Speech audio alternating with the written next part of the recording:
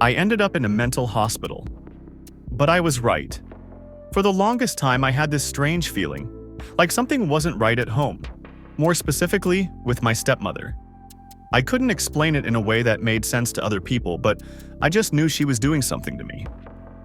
Every time I ate food she made, I felt strange, numb, lightheaded, sometimes nauseous. There was always this faint chemical or medicinal smell, like something had been mixed in, just a little.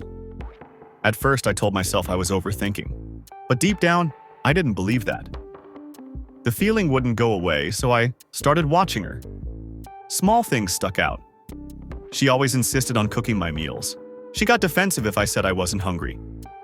She hovered when I ate, like she was watching closely.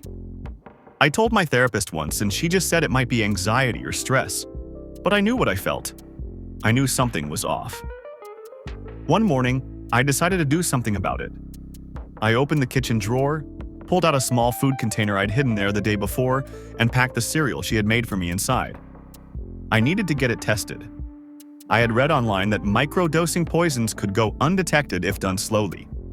Some people used it to make others sick over time. It sounded crazy, but not to me. Not anymore. I went downstairs and gave her the empty cereal bowl, pretending everything was fine. I told her I was going out to meet friends. As I walked toward the door, I heard a wet sound behind me. I turned and saw it. The cereal had started leaking out of my bag, dripping on the floor. She rushed over, probably thinking it was just juice or milk. I panicked. "Don't touch it!"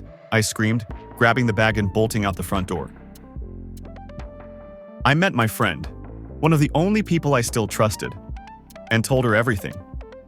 I begged her to help me get the cereal tested, but instead of listening, she looked at me like I was insane. She said I was spiraling, and that maybe I needed more help. I felt the distance between us grow in that moment. "Ryu, this isn't in your head," I said, but she didn't believe me. In the middle of our argument, the container slipped out of my hands and crashed to the sidewalk. Cereal and milk went everywhere.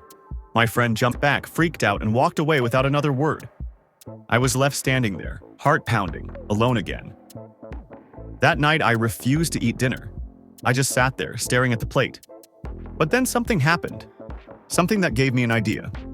My dad sat down and started eating his steak. I looked at mine, then looked at his, and casually said, "Hey, can we switch? Mine has too much fat." He didn't question it and switched with me, but my stepmother immediately reacted. "I'm doing my best to be accepted by this family," she said. "Why are you making it so hard?" That's when it hit me. She didn't want me switching the steaks. She didn't expect that. It confirmed everything. I stood up, grabbed my steak, and shoved it into a Ziploc bag I had hidden in my hoodie pocket. "This is evidence," I shouted. My dad looked shocked. "Hey, calm down. What are you talking about?" I backed away, shaking. "Don't eat it. Please don't eat it. She's poisoning us." My stepmother tried to reach for me, so I grabbed a kitchen knife. I didn't want to hurt anyone. I just needed space. "Stay back," I warned. That's when she called the police. Everything spiraled. I broke down completely.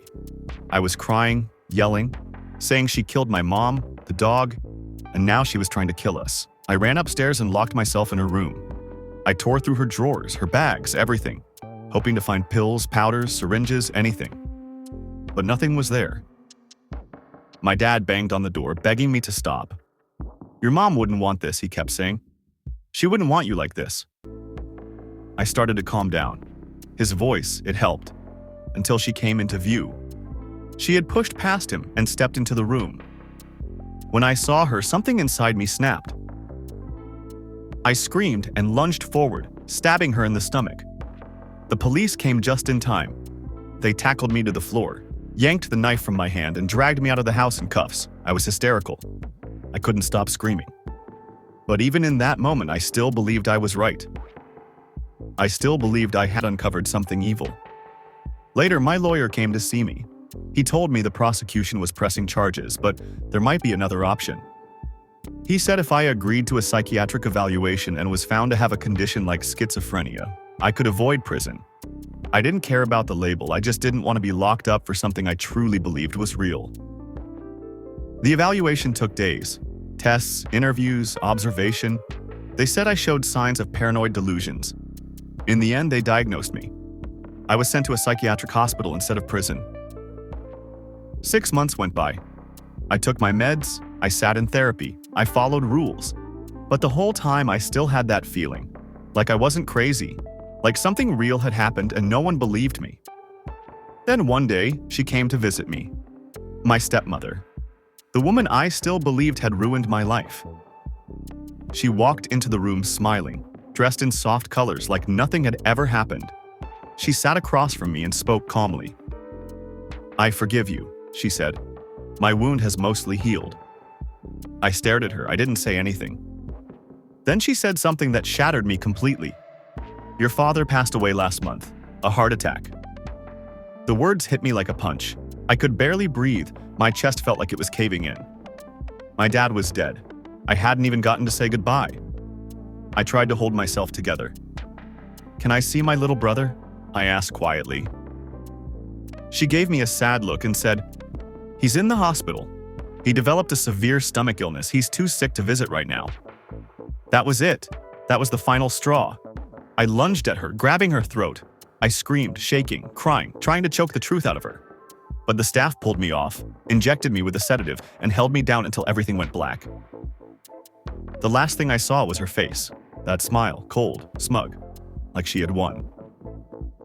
They say I'm sick, that my mind created a false world, that I imagined it all. But I don't think I did. She was my mom's nurse before she died. My mom's illness got worse fast, way faster than the doctors expected.